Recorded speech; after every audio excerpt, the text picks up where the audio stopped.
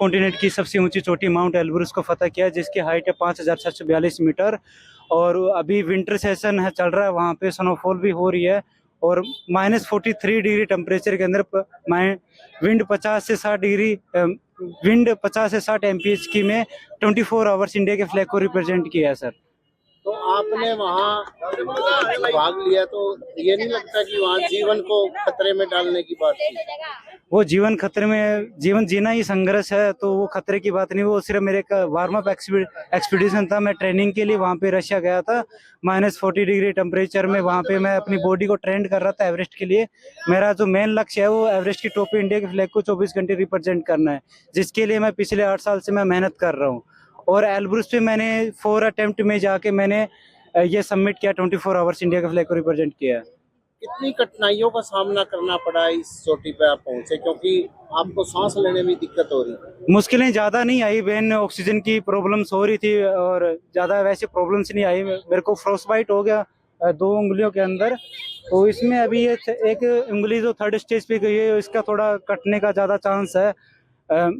कोशिश जारी है इसके बचाने के लिए। और ज़्यादातर ऑक्सीजन की वहाँ पे जब बहुत ज़्यादा दिक्कत हुई, क्योंकि विंड स्पीड ज़्यादा थी, तो सीधा विदाउट ऑक्सीजन मैं वहाँ पे स्टे कर रहा था, बिना किसी की हेल्प के। मैं अकेला वहाँ पे टॉप पे रुका हुआ था, क्योंकि कोई टॉप पे मेरे साथ रुकने के लिए एग्री नहीं हो रहा था, क्योंकि वो सभी मना कर रहे थे कि जान जोखिम में डाल रहे हो आप, ये इजी नहीं है, विंटर के अंदर आप वैसे ही क्लाइंब कर रहे हो, टेम्परेचर इतना लो है और विंड भी बहुत ज़्यादा तेज है, तो वेदर विंडो भी ठीक नहीं है, तो इसलिए आपको ट्राई नहीं करना चाहिए। उसके बावजूद ही फिर मैंने उस मिशन को पूरा किया।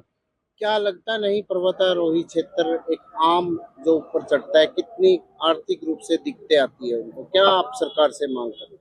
आर्थिक रूप से बहुत सारी दिक्कतें आती है। शुरू में जब एवरेस्ट क्लाइम किया था तो 2 किल्ले ज़मीन बेच के फादर साहब ने मेरे को एवरेस्ट के लिए भेजा था, और फिर जाके 2018 में एवरेस्ट क्लाइम किया। तो उसके बाद धीरे-धीरे चीज़ों में निकलते रहे और क्लाइमिंग करते रहे, तो गवर्नमेंट की तरफ से इतनी मदद नहीं मिल पाई थी। अभी जब मैं रशिया गया था तो उससे पहले मैंने सीएम साहब से, नायब सैनी जी से फ्लैग ऑफ करवाया था, इंडिया का फ्लैग उन्हीं से लिया था, और वो मैंने यूरोप की सबसे हाईएस्ट पीक माउंट एल्ब्रुस पे लहराया। तो उस समय सर ने मेरे को कहा था कि आप फतेह करके आओ, आपका सर के ऊपर मेरा आशीर्वाद है, और जल्दी आप फतेह करके आओ, आपके लिए पॉलिसी के लिए हम कुछ ना कुछ प्रावधान करेंगे। और अभी उनसे उम्मीद है, बीजेपी गवर्नमेंट से उम्मीद है कि वो कुछ ना कुछ माउंटेनियर के लिए करेगी।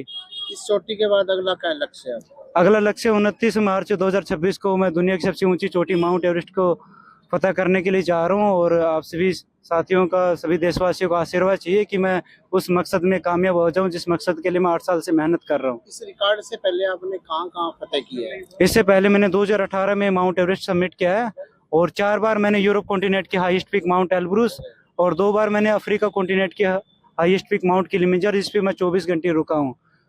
आज अंतिम सवाल, आज आपका जोरदार स्वागत किया जा रहा है, जी सर। उसको लेकर गांव में सर सभी खुश हैं, सभी पड़ोसी, रिश्तेदार, यार, मित्र, प्यारे सभी आए हुए हैं, सभी ग्रामवासी, शहरवासी, इधर पड़ोसी, तो सब है। तो अच्छी खुशी हो रही है कि वो सब आज मेरे साथ खड़े, मेरी अचीवमेंट मेरे साथ है। उन्होंने मेरा स्ट्रगल को देखा, मेरी चीज़ों को देखा है, तो आज वो भी इंस्पायर हो रहे हैं इन चीज़ों से।